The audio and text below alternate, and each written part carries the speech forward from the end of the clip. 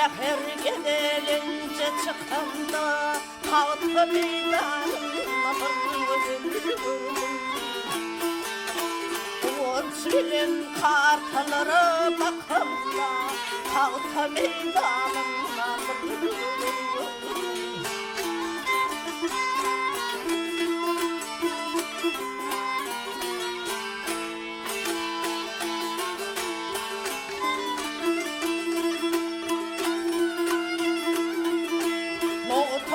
Saçını boğup başına Bendiş durulur yırnaktaşına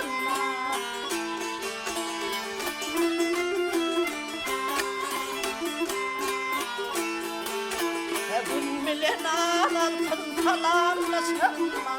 Halka meydanına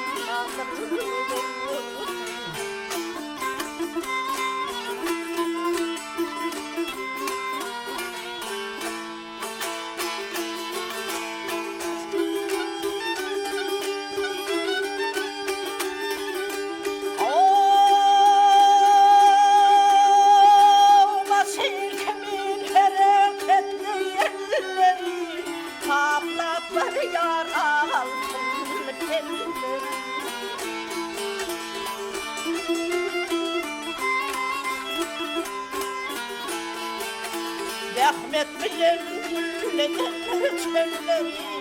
Halka meydanına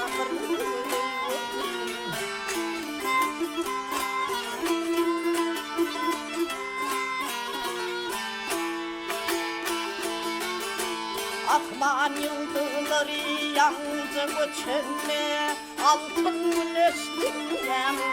kaçanma Kız yani kendilerin içinde Halka meydanına Halka meydanına Halka meydanına